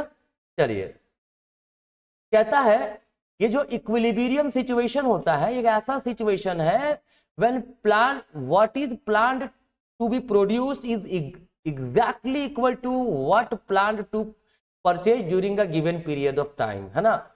मतलब जो प्लान किया गया प्रोड्यूस करने का, अगर वही प्लान किया गया परचेज करने का, सिंपल सी बात है, बायर्स सेलर्स दोनों सेटिस्फाई कर रहे, this is the equilibrium point. ठीक है, कोई भी प्रोड्यूसर जो होता है कहता है do not suffer the loss due to excess stock, उसके पास कोई एक्सेस स्टॉक नहीं होता। जब इक्विलिब्रियम होगा तो किसी प्रकार का एक्सेस स्टॉक नहीं होगा। ठीक है, तो सिंपल सी बात है, क्योंकि aggregate supply is equal to aggregate demand, तो किसी भी प्रकार का एक्सेस स्टॉक का चांसेस नहीं होता है। मतलब जो एक्चुअल स्टॉक्स होगा, मतलब विद द प्रोड्यूसर, वो डिजायर्ड स्टॉक भी वही होगा। प्रोड्यूसर जितना एक्चुअली में उसका जो डिजायर था, जो प्लान था, वही उसका एक्चुअल स्टॉक होगा, जो कि एग्रीगेट डिमांड के बराबर होगा। ठीक है, कहता है अगर कभी ऐसा हो जाए, मैंने कहा कि aggregate demand equals aggregate supply होगा, है ना, लेकिन अगर कभी ऐसा हो जाए कि उसमें किसी प्रकार का डिसइक्विलिब्रियम आ गया, मतलब aggregate supply greater than aggregate demand हो गया, या फिर एग्रीगेट डिमांड जो है वो एग्रीगेट सप्लाई से बड़ा हो गया। ठीक है, तो ऐसे सिचुएशन में जो इक्विलिब्रियम होगा it is restored through the change in aggregate supply, मतलब प्लान्ड आउटपुट में परिवर्तन करके हम लोग इक्विलिब्रियम पे ला सकते हैं, इकोनॉमी अपने आप ले आता है। ठीक है, ये याद रखिएगा। कहता है shift in equilibrium occur when additional investment cause increase in the level of income through an upward shift in aggregate demand. देखिए हमारे पास this is the aggregate supply line, है ना, and this is the aggregate demand, ये equilibrium यहां पर आपका इतना इनकम है। कहता है अगर ऐसे सिचुएशन में अगर इन्वेस्टमेंट इंक्रीज होता है, एडिशनल इन्वेस्टमेंट करते हैं, ठीक है, तो एग्रीगेट डिमांड शिफ्ट करेगा, जब शिफ्ट करेगा तो यहाँ पे लेवल ऑफ इनकम क्या होता है, बढ़ जाता है। ठीक है, अब बात कहा गया कि ये जो एडिशनल इन्वेस्टमेंट किया गया है ना, ये हमारा मान लीजिए C+I था, है ना, अब यहाँ पे क्या हो गया, C+I था, उसके प्लस में इन्वेस्टमेंट में चेंजेस किया गया। ठीक है, तो कहता है जब इन्वेस्टमेंट बढ़ाया जाता है तो इनकम जो बढ़ेगा उस पर मल्टीप्लायर इफेक्ट पड़ता है। अब भाई बात है, ये मल्टीप्लायर इफेक्ट क्या होता है, तो अब इसके बाद का जो टर्म है वो है आपका इन्वेस्टमेंट मल्टीप्लायर। इन्वेस्टमेंट मल्टीप्लायर का मतलब होता है ratio of change in income due to change in investment. ठीक है, जब इन्वेस्टमेंट एडिशनल इन्वेस्टमेंट हुआ तो एडिशनल इन्वेस्टमेंट कारण इनकम कितना टाइम्स बढ़ा, वो हमारा कहलाता है इन्वेस्टमेंट मल्टीप्लायर। क्योंकि कहा जाता है कि इकोनॉमी में जितना इनकम बढ़ेगा, जितना इन्वेस्टमेंट बढ़ता है ना, उससे कई मल्टीपल्स टाइम में इनकम इंक्रीज करता है। ठीक है, अब सवाल है क्या रिलेशन है भाई, मार्जिनल प्रोपेंसिटी टू कंज्यूम, ये सब कंजम्पशन फंक्शन, सेविंग फंक्शन पहले बता चुके हैं, है ना। तो कहता है क्या रिलेशन है मल्टीप्लायर का उनके बीच में। देखिए के बराबर 1/1 माइनस एमपीसी होता है, इससे हमारा एक रिलेशन आता है कि जैसे ही एमपीसी इंक्रीज करेगा मल्टीप्लायर का वैल्यू इंक्रीज करेगा, वहीं अगर एमपीसी का वैल्यू फॉल करेगा, है ना, तो मल्टीप्लायर का वैल्यू भी हमारा फॉल करेगा। ठीक है, वहीं इसको एक और सिंपल वे में लिख सकते हैं, क्योंकि आपको पता ही होगा, है ना, कि एमपीसी प्लस एमपीएस बराबर 1 होता है ना, तो 1/1 माइनस एमपीसी को हम लोग एमपीएस लिख सकते हैं ना। यहां से रिलेशन डेराइव होता है कि अगर एमपीएस बढ़ेगा तो मल्टीप्लायर घटेगा, और एमपीएस अगर घटेगा तो मल्टीप्लायर हमारा बढ़ेगा। ठीक है, कहता है मल्टीप्लायर का जो वैल्यू होगा वो 1 से लेकर इनफाइनाइट तक हो सकता है हमारा। ठीक है, याद रखिएगा ये चीजें। अब कहता है जो हमारा इन्वेस्टमेंट मल्टीप्लायर जो होता है वो दो प्रकार से काम करता है, फॉरवर्ड और बैकवर्ड। फॉरवर्ड क्या होता है, जब एडिशनल इन्वेस्टमेंट किया जाए और एडिशनल इन्वेस्टमेंट के कारण अगर इनकम कई टाइम्स बढ़ जाए तो वो कहलाता है एडिशनल, वो कहलाता है फॉरवर्ड एक्शन ऑफ मल्टीप्लायर। लेकिन अगर क्या हुआ, इन्वेस्टमेंट घटाया जाए तो इनकम कई टाइम्स घट जाएंगे, इसको बोलते हैं बैकवर्ड एक्शन ऑफ मल्टीप्लायर। ठीक है, कोई दिक्कत नहीं। देखिए मैं ब्रीफली डिस्कस कर रहा हूं, मैं बस आपको रिकॉल करवा रहा हूं आपने पूरे साल क्या पढ़ा है, क्योंकि बोर्ड का एग्जाम आपके पास है। ठीक है, तो चलिए अब 9th चैप्टर में है आपका problem of deficient demand and excess demand, है ना। इसको जानने के पहले कुछ टर्मिनोलॉजी वो समझ लीजिए। कहता है एक टर्म है फुल एम्प्लॉयमेंट इक्विलिब्रियम और एक है अंडर एम्प्लॉयमेंट इक्विलिब्रियम, है ना। कहता है जब इकोनॉमी में इक्विलिब्रियम हो, मतलब ये हमारा एग्रीगेट सप्लाई है ना, this is our aggregate demand, clear. अगर इस जगह जो इक्विलिब्रियम वाला पोजीशन फुल एम्प्लॉयमेंट को दर्शाता है तो इसको बोलते हैं फुल एम्प्लॉयमेंट इक्विलिब्रियम। ठीक है, मतलब जहां पे फुलर यूटिलाइजेशन ऑफ लेबर हो रहा हो, है ना, इसको बोलेंगे फुल एम्प्लॉयमेंट इक्विलिब्रियम, क्लियर। लेकिन अगर हमारा इक्विलिब्रियम ऐसा हो रहा है, ये हमारा एग्रीगेट सप्लाई है, ये हमारा एग्रीगेट डिमांड है क्या, फुल एम्प्लॉयमेंट वाला था, लेकिन एक्चुअल जो होना चाहिए था ये, ठीक है, लेकिन एक्चुअल में हमारा है ये वाला। तो देखो इतना इनकम डिटरमाइन होना चाहिए था फुल एम्प्लॉयमेंट, लेकिन हो सिर्फ इतना ही रहा है, तो ये कहलाएगा अंडर एम्प्लॉयमेंट इक्विलिब्रियम। मतलब इकोनॉमी में एग्रीगेट सप्लाई एग्रीगेट डिमांड है कहां पर, before the full employment level, मतलब जहां पे फुलर यूटिलाइजेशन लेबर का नहीं होता है, ठीक है। नेक्स्ट टर्म है वॉलेंट्री अनएम्प्लॉयमेंट और इनवॉलेंट्री अनएम्प्लॉयमेंट। देखिए वॉलेंट्री अनएम्प्लॉयमेंट का मतलब होता है कि जब people are not willing to work at all, जब लोग काम करना ही नहीं चाहते हैं, या फिर जो वेज चल रहा है उस पर काम नहीं करना चाहते, मतलब अपनी इच्छा से वो बेरोजगार है, तो वो वॉलेंट्री अनएम्प्लॉयमेंट कहलाएगा, ठीक है।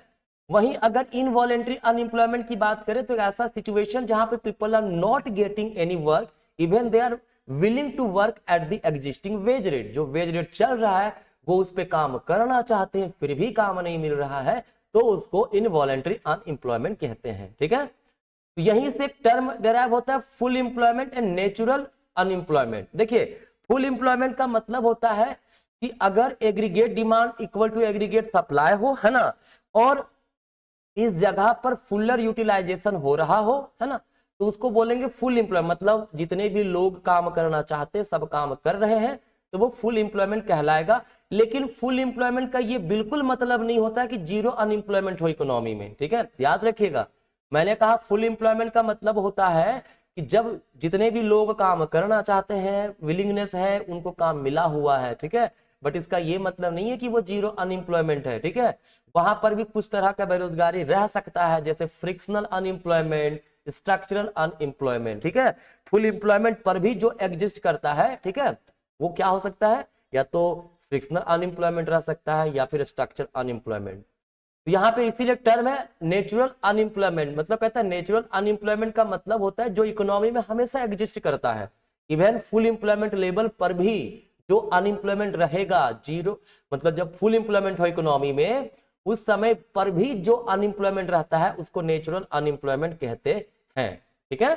चलिए तो अब टर्म हमारा आता है इसमें डेफिशिएंट डिमांड, है ना।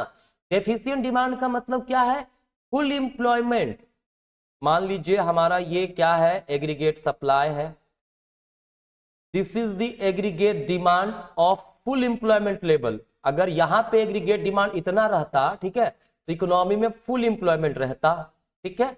लेकिन क्या है, एग्रीगेट डिमांड इक्वल, हमारा ये एग्रीगेट डिमांड एक्चुअल वाला है, तो यहां क्या हुआ, फुल एम्प्लॉयमेंट पर एग्रीगेट सप्लाई एग्रीगेट डिमांड तो इतना होना चाहिए, लेकिन है सिर्फ इतना ही, ठीक है। तो इस जगह पर जो अनएम्प्लॉयमेंट जो हमारा क्या बोलते हैं समस्याएं जो आता है उसको बोलते हैं डेफिशिएंट डिमांड। मतलब फुल एम्प्लॉयमेंट लेवल से कितना कम है एग्रीगेट डिमांड, वो सिचुएशन डेफिशिएंट डिमांड कहलाएगा। क्लियर है, मतलब अगर यहां पर इस पॉइंट पर होता, पॉइंट ई पर, तो ये फुल एम्प्लॉयमेंट होता इतना, ठीक है, यहाँ पे aggregate demand equal to aggregate supply है, लेकिन इतना कम हुआ, तो ये जो हमारा जो डिफरेंसेस है, ठीक है, फुल एम्प्लॉयमेंट और ये एक्चुअल में, ठीक है, वो डिफरेंसेस हमारा बेसिकली क्या बताता है, डेफिशिएंट डिमांड को, ठीक है। और डेफिशिएंट डिमांड जो होता है उसके कारण डिफ्लेशनरी गैप आता है। डिफ्लेशनरी गैप का मतलब क्या होता है, difference between aggregate demand at full employment level. Full employment पे एग्रीगेट डिमांड कितना है, देखिए तो फुल एम्प्लॉयमेंट पे एग्रीगेट डिमांड इतना है, लेकिन एक्चुअल में अभी हो कितना है, इतना ही है, तो ये जो गैप है वो हमारा क्या कहलाएगा, डिफ्लेशनरी गैप, ठीक है। क्या कॉजेज आते हैं डिफ्लेशनरी गैप के, डिफ्लेशनरी, देखिए डेफिशिएंट डिमांड का मतलब डिमांड कम है ना, क्या रीजन हो सकता है, लोग अगर कंजम्पशन पे खर्च कम कर दिए, इन्वेस्टमेंट में कमी हो गया, सरकार खर्च नहीं कर रही है, हम लोग एक्सपोर्ट कर नहीं पा रहे जिसके कारण इनकम आ नहीं रहा, डिमांड नहीं कर रहे हैं, उल्टा हम लोग इंपोर्ट बढ़ा दिए हो या सरकार टैक्स राइज कर दिया हो, ये सब सिचुएशन में डिफ्लेशनरी गैप आ सकता है, ठीक है। कॉन्सिक्वेंसेस क्या आता है, डिफ्लेशन और अंडर एम्प्लॉयमेंट का सिचुएशन डेफिशिएंट डिमांड के सिचुएशन में आएगा। देखिए डेफिशिएंट डिमांड की कमी है ना, तो जब डिमांड की कमी रहेगी, ठीक है, तो हर प्रोड्यूसर चाहेगा अपना प्रोडक्ट को बेचना, तो क्या करेगा, उसके लिए रेट वो घटा देगा, डिफ्लेशन का दौर आ जाएगा।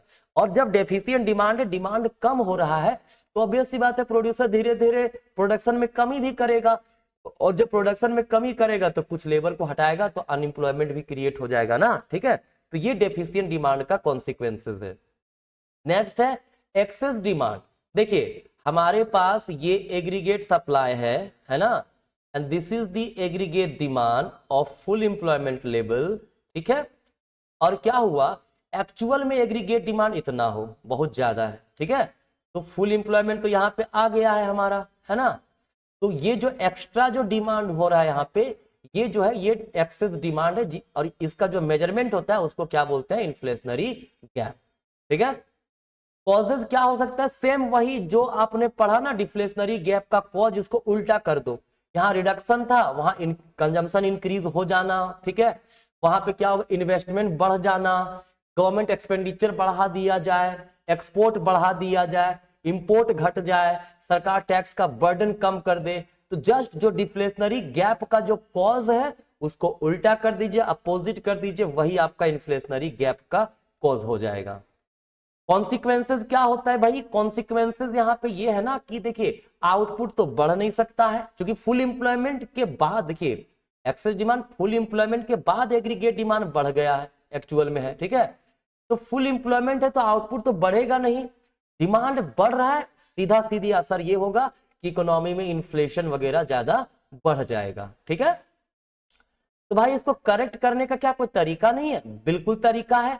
हमारे पास फिजिकल पॉलिसी है और मॉनेटरी पॉलिसी है।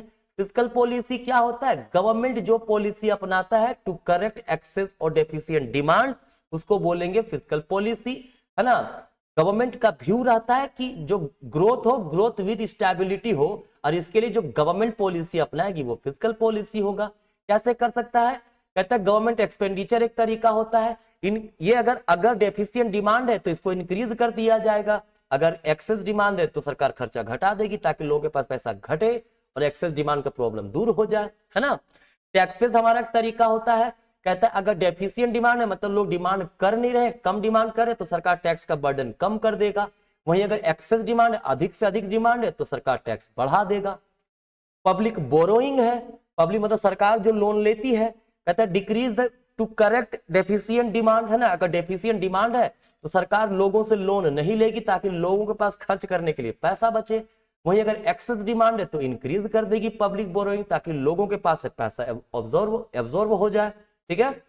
फिर बोरोइंग फ्रॉम आरबीआई, कहता है सरकार अगर डेफिशिएंट डिमांड देख रहा है तो आरबीआई से बोरो करेगा पैसा, लोगों पे खर्चा करेगा, तो डेफिशिएंट डिमांड दूर हो जाएगा।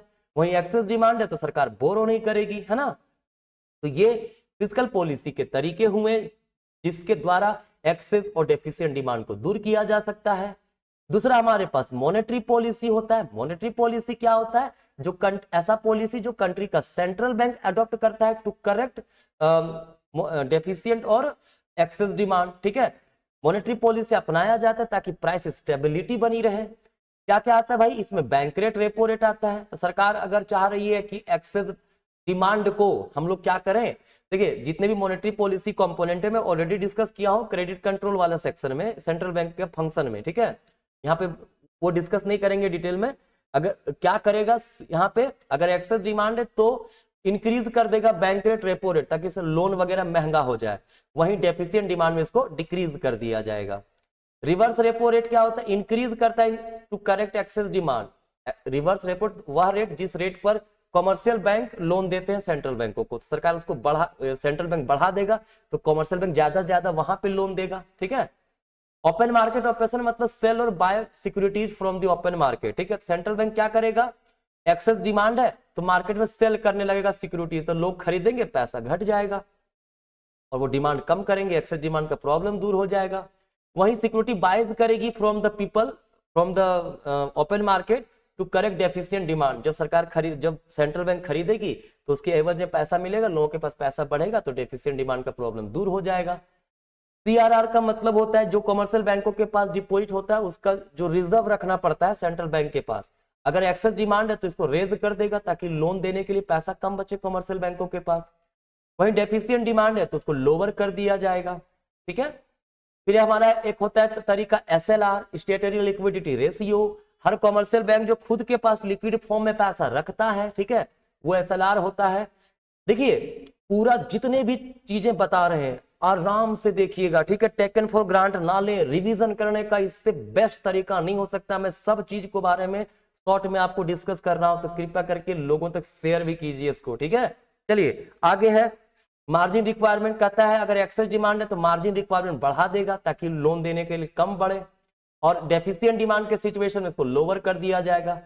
क्रेडिट राशनिंग के समय में भी एक्सेस डिमांड को बढ़ाने के लिए, ठीक है, मतलब इसको इंड्यूस करेगा और विड्रॉ कर लिया जाएगा डेफिशिएंट डिमांड को दूर करने के लिए, क्रेडिट राशनिंग हटा दिया जाएगा, ठीक है।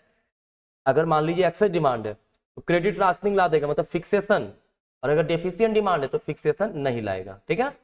मोरल सॉल्यूशन है क्या है, इसमें एडवाइस देता है अगर सरकार, अगर सेंट्रल बैंक को लग रहा है कि नहीं एक्सेस डिमांड का प्रॉब्लम है तो वो कमर्शियल बैंकों को सजेस्ट करती कि भाई ज्यादा लोन नहीं दो, एक्सेस डिमांड है, ठीक है, इन्फ्लेशन हो रहा है। क्लियर, ये हमारा मोरल सॉल्यूशन में आता है। क्लियर है। चलिए नेक्स्ट पार्ट है आपका government budget and the economy, chapter 10। Clear. Budget क्या होता है भाई, देखो बजट बड़ा सिंपल, आप लोग हमेशा सुनते रहते होंगे बजट बजट, सरकार बजट पेश किया है ना। ये साल 2024 में जो बजट पेश हुआ था, है ना, फर्स्ट वीक ऑफ फरवरी में, वो इंटरिम बजट था, क्योंकि जिस साल इलेक्शन होता है लोकसभा का, ठीक है, उस साल इंटरिम बजट लाया जाता है, ठीक है। तो बजट होता है एक फिनेंशियल स्टेटमेंट होता है जो एक्सपेक्टेड रिसीव्स और एक्सपेंडिचर के बारे में बात करता है इन अ फिनेंशियल ईयर, मतलब 1 अप्रैल से लेकर 31 मार्च तक, ठीक है। क्या एक्सपेक्टेड रिसीप्ट से कहां से पैसा आने का संभावना है, कहां खर्च होने का संभावना है, ठीक है। ऑब्जेक्टिव क्या होता है, जीडीपी ज्यादा से ज्यादा तेजी से ग्रो करे, रिसोर्सेज का अच्छा से एलोकेशन हो, प्रोविजन हो, पब्लिक गुड्स का redistribution of income and wealth हो, ताकि पॉवर्टी और रिच एंड पुअर के बीच का डिफरेंसेस कम हो, बैलेंस्ड रीजनल ग्रोथ हो, एम्प्लॉयमेंट अपॉर्चुनिटीज क्रिएट हो, इकोनॉमी में स्टेबिलिटी क्रिएट हो, ठीक है। अगर स्ट्रक्चर की बात करें तो दो प्रकार का होता है, एक होता है रेवेन्यू बजट, एक होता है कैपिटल बजट, है ना। रेवेन्यू बजट में क्या होता है, रेवेन्यू रिसीट्स होता है और रेवेन्यू एक्सपेंडिचर होता है। वहीं कैपिटल बजट के अंतर्गत कैपिटल रिसीट्स और कैपिटल एक्सपेंडिचर होता है, ठीक है। बजट को दो एक और तरीके से हम लोग अरेंज कर सकते हैं, कैसे, बजट रिसीट्स ले लीजिए और एक बजट एक्सपेंडिचर।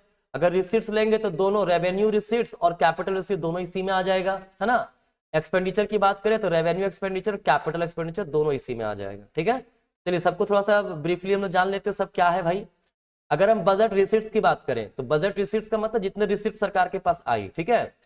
क्या होता है, पहला रेवेन्यू रिसीट्स। रेवेन्यू रिसीट्स का मतलब होता है ऐसा सरकार का ऐसा रिसीट्स जिसमें किसी भी प्रकार का एसेट्स में रिडक्शन नहीं आता है, ठीक है। जैसे income from public sector enterprises, है ना, रेलवे सरकार को पैसा मिल रहा है, उससे सरकार का कोई एसेट्स में रिडक्शन तो नहीं आ रहा है। Which do not create any liability for the government, जो लायबिलिटी नहीं बनाती हो, जैसे tax receipt of the government. सरकार जब हम लोग से लोन लेती है तो सरकार को क्या कोई लायबिलिटी क्रिएट होता है, नहीं। वहीं कैपिटल रिसीट्स की अगर बात करें तो क्या होता है, which create liability for the government and reduce assets for the government.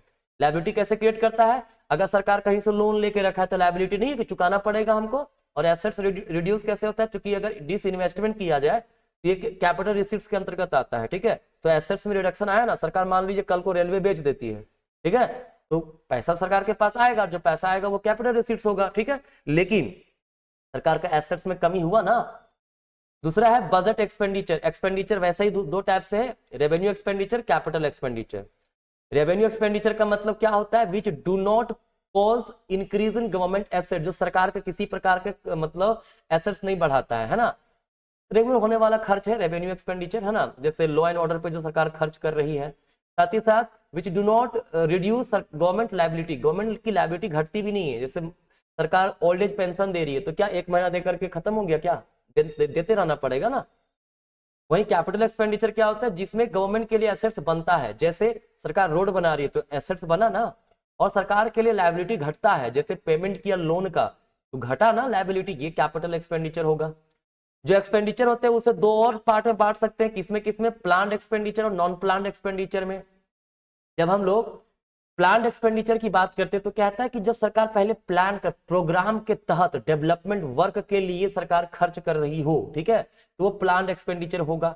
लेकिन नॉन प्लान्ड क्या होता है, एक्सपेंडिचर और routine functioning of the government, है ना, जैसे वो नॉन प्लान होता है। यहाँ पे थोड़ा सा एक चेंजेस कर दीजिएगा, प्लान्ड एक्सपेंडिचर का डेफिनेशन यहाँ पे नहीं है, डेवलपमेंट और नॉन डेवलपमेंट का डेफिनेशन दिया हुआ है। प्लान एक्सपेंडिचर जब सरकार प्लान करके खर्च करती है, जैसे 5 ईयर प्लान में, ठीक है। नॉन प्लान जब बिना प्लान किए खर्च हो जाता है, जैसे कोविड अचानक आ गया वहां जो खर्च हुआ नॉन प्लान एक्सपेंडिचर था, ठीक है। वही एक डेवलपमेंट एक्सपेंडिचर होता है, एक नॉन डेवलपमेंट एक्सपेंडिचर होता है। डेवलपमेंट मतलब जो डेवलपमेंट वर्क के लिए सरकार खर्च करती है, ठीक है, जैसे रोड बना रही है, पुल बना रही है, ये डेवलपमेंट एक्सपेंडिचर होगा। और नॉन डेवलपमेंट एक्सपेंडिचर होगा जब सरकार डेवलपमेंट के लिए नहीं बल्कि रेगुलर फंक्शन के लिए काम कर रही हो, जैसे लॉ एंड ऑर्डर वगैरह को मेंटेन करने में जो सरकार को खर्च आ रही है, ठीक है। चलिए अब आता है हमारे पास बैलेंस बजट। कहता है सरकार का अगर खर्चा और रिसीट दोनों बराबर हो, बैलेंस हो जाएगा। सरप्लस मतलब बच जाना, एक्सपेंडिचर कम हो, आया रिसीट ज्यादा, सरकार के पास आया ज्यादा खर्च हुआ कम। डेफिसिट बजट क्या होगा, जब एक्सपेंडिचर ज्यादा और रिसीट्स हमारा हो कम। कहता है budget deficit is the excess of total expenditure over total receipt. Deficit का मतलब क्या हुआ, सरकार खर्च ज्यादा कर रही है, रिसीट्स कम। डेफिसिट तीन प्रकार का होता है budget deficit, revenue deficit, physical और प्राइमरी डेफिसिट। ये तीन प्रकार के बजट डेफिसिट हमारे होते हैं, ठीक है। क्या होता है भाई रेवेन्यू डेफिसिट, ये होता है revenue expenditure minus revenue receipts, ठीक है। वही फिजिकल डेफिसिट की बात करें तो total expenditure minus total receipts other than borrowing बोलिए, या फिर revenue expenditure plus capital expenditure कर दीजिए, minus revenue receipts plus capital receipts other than government borrowing, ठीक है। वही प्राइमरी डेफिसिट क्या होता है, physical deficit minus interest payment. जो फिजिकल डेफिसिट हुआ वो और जो इंटरेस्ट पेमेंट है उसको माइनस कर देंगे, वो हमारा आ जाएगा प्राइमरी डेफिसिट, ठीक है। चलिए नेक्स्ट है हमारे पास फॉरेन एक्सचेंज रेट। क्लियर, अगर हम फॉरेन एक्सचेंज रेट की बात करें तो foreign exchange rate refers to the price of one country with the price of another country. मतलब एक कंट्री के करेंसी का प्राइस अदर कंट्री के प्राइस के साथ अगर तुलना करें वो एक्सचेंज रेट होता है। जैसे $1 बराबर हुआ ₹80, ठीक है। $1 का कितना वैल्यू, 80 रुपए के बराबर है। अगर हम लोग ₹1 इंडिया के टर्म में बात करें तो क्या होगा, $1/80 ये, ठीक है। एक्सचेंज रेट दो प्रकार के होते हैं, फ्लेक्सिबल एक्सचेंज रेट सिस्टम और fixed exchange rate system. Flexible exchange rate में क्या होता है, जब फॉरेन एक्सचेंज रेट का मतलब डिटर्मिनेशन किसके द्वारा हो, market forces like demand for foreign exchange and supply of foreign exchange, इसके द्वारा होता हो, ठीक है, तो उसको हम लोग बोलेंगे फ्लेक्सिबल एक्सचेंज रेट। क्लियर, कहता है when only to free market forces supply and demand exchange happen to rise, मतलब जब डिमांड एंड सप्लाई राइज के कारण एक्सचेंज रेट राइज कर गया। मतलब पहले हम मतलब 80 रुपया देते थे, $1 हमको मिल जाता था, अब हुआ कुछ ऐसा फॉरेन एक्सचेंज महंगा हो गया, अब 90 रुपया दे रहे तब हमको $1 मिल रहा है, ठीक है। तो क्या होगा, हमारे कंट्री का वैल्यू घट गया ना, इसको डेप्रिसिएशन ऑफ डोमेस्टिक करेंसी बोलते हैं। वहीं अगर एक्सचेंज रेट बढ़ मतलब घट गया, मतलब पहले 80 रुपया देते थे तो हमको $1 मिलता था, अब हम अगर 80 रुपया दे रहे हैं तो हमको मिल रहा है $1.25, ठीक है। तो यहाँ पे क्या हुआ, हमारे करेंसी का वैल्यू बढ़ गया, ठीक है। क्लियर है, इसको थोड़ा दूसरे तरीके से भी समझ लीजिए, आप लोग कंफ्यूजन हुआ होगा, है ना। जैसे मान लीजिए हम $1 ले रहे थे, कितना में, 80 रुपया में, ठीक है। अब क्या हुआ, फॉरेन एक्सचेंज रेट घट गया। क्लियर, मतलब अब कहा कि तुम 80 क्यों दे रहे हो, तुम हमको 70 रुपया ही दो ना $1 के लिए, ठीक है। तो हमारे लिए तो फॉरेन एक्सचेंज सस्ता हो गया ना, पहले हम 80 रुपये दे करके $1 खरीदते, अब 70 रुपये में खरीद रहे हैं, ठीक है। तो ये हमारा क्या हो गया, ये हमारा हो जाएगा हमारे डोमेस्टिक करेंसी का एप्रिसिएशन, ठीक है। वहीं अगर आप फिक्स्ड एक्सचेंज रेट की बात करें तो जब गवर्नमेंट अथॉरिटी डिसाइड करती है, ठीक है, क्या होना चाहिए एक्सचेंज रेट, वो होता है फिक्स्ड एक्सचेंज रेट, ठीक है। इसमें मार्केट फोर्स का कोई भी रोल नहीं होता है, no role of market forces. यहाँ पे अगर गवर्नमेंट अपना डोमेस्टिक करेंसी का वैल्यू फॉरेन करेंसी के रिस्पेक्ट में घटा दिया तो उसको डिवैल्यूएशन बोलेंगे, अब बढ़ा दिया वैल्यू तो उसको रीवैल्यूएशन कहेंगे, ठीक है।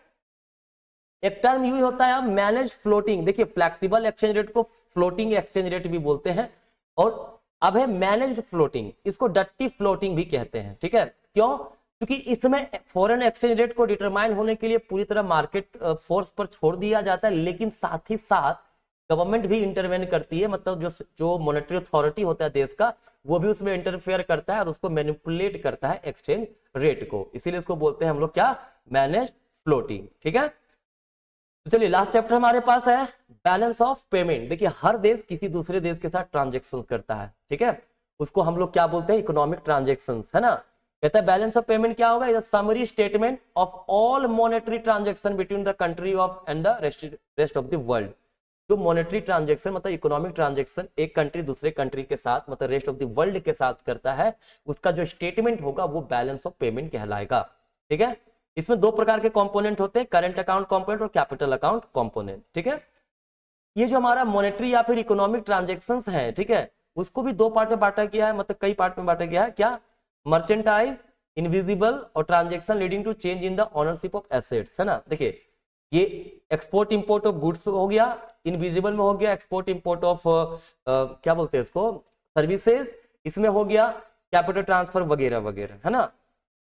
कहता है तो डिटेल में सबको देख लेते हैं। करंट अकाउंट की बात करें, है ना, तो वैसे चीजों का इसमें रखा जाता है जिस जो लायबिलिटी फ्री रहता है, मतलब जिसमें किसी प्रकार लायबिलिटी वगैरह नहीं बनता। अरे भाई, हम सामान बेचे विदेश में तो कोई लायबिलिटी कि हमको खरीदना भी पड़ेगा, ऐसा तो नहीं है ना। तो इसमें क्या शामिल होगा? Export import of goods, export import of services, factor services, non factor services, current transfer, ये सब चीजें शामिल हो किसमें? करंट अकाउंट रिकॉर्ड में, है ना। कहता है एक चीज याद रखिएगा, export and import of goods is called merchandise, ठीक है, या विजिबल ट्रेड। क्लियर? अब इनविजिबल इंक्लूड्स क्या होता है इसमें? इनविजिबल मतलब non factor services, factor services और करंट ट्रांसफर, ये सब इनविजिबल ट्रांजेक्शन्स होते हैं। ठीक है, जब हम लोग बैलेंस ऑफ ट्रेड का बात करें तो सिर्फ और सिर्फ export of merchandise minus import of, मतलब जो गुड्स का एक्सपोर्ट माइनस इंपोर्ट, वो हमारा होगा क्या? बैलेंस ऑफ ट्रेड या फिर ट्रेड बैलेंस। उस हिसाब से करंट अकाउंट बैलेंस जो हमारा होगा वो क्या बनेगा? Trade balance plus invisible balance जो होगा, इसका सम जो होगा वो करंट अकाउंट बैलेंस के नाम से जाना जाता है। ठीक है, चलिए, मजा आ रहा है आप लोग को? आगे देखिए, कैपिटल अकाउंट। कहता है कैपिटल अकाउंट में ऐसे कंपोनेंट्स को शामिल किया जाता है जो लायबिलिटी से रिलेटेड होता है, जैसे borrowing, foreign investment, NRI deposit, banking capital, short term debt वगैरह।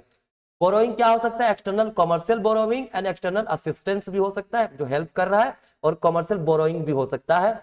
इन्वेस्टमेंट, फॉरेन इंस्टीट्यूशनल इन्वेस्टर्स भी हो, इन्वेस्टमेंट हो सकता है, या फिर फॉरेन डायरेक्ट इन्वेस्टमेंट हो सकता है। ठीक है, इसमें पोर्टफोलियो वगैरह आता है एफआईआई में। ठीक है, अब हमारे पास टर्म है ऑटोनोमस एंड अकोमोडेटिंग आइटम्स। देखिए, ऑटोनोमस आइटम्स का मतलब होता है ना, जो प्रॉफिट मोटिव से जितना भी ट्रांजेक्शन किया जा रहा हो, ठीक है, वो सारे के सारे ऑटोनोमस में आएंगे, जैसे export import of goods and services वगैरह। ठीक है, इसको बोलते हैं अबव द लाइन आइटम, है ना। वही अकोमोडेटिंग क्या होता है कि ये ऐसा बीओपी ट्रांजेक्शन है जिसका प्रॉफिट मोटिव नहीं होता है, इसका मोटिव होता है जो बीओपी में डेफिसिट या सरप्लस है उसको करेक्ट करना। ठीक है ना। अब सवाल है बीओपी डेफिसिट सरप्लस कब होता है? देखिए, जितना पेमेंट किया उतना आया तो बैलेंस्ड है, लेकिन हम एक्सपोर्ट वगैरह ज्यादा किए, हम पैसा ज्यादा कमाए और हमारा खर्च कम हुआ, ठीक है, तो वो सरप्लस हो जाएगा। पैसा आया कम, गया ज्यादा, तो डेफिसिट हो जाएगा। ठीक है, तो ये था आपका पूरा ब्रीफ क्विक रिवीजन का ये वीडियो कंप्लीट मैक्रो इकोनॉमिक्स का फॉर क्लास 12। मुझे उम्मीद है ये आपके लिए काफी हेल्पफुल रहेगा, है ना। पूरा वीडियो को देख लिए तो बहुत अच्छी बात है, लाइक भी कर दीजिए, शेयर कीजिए। ठीक है, चलिए, धन्यवाद।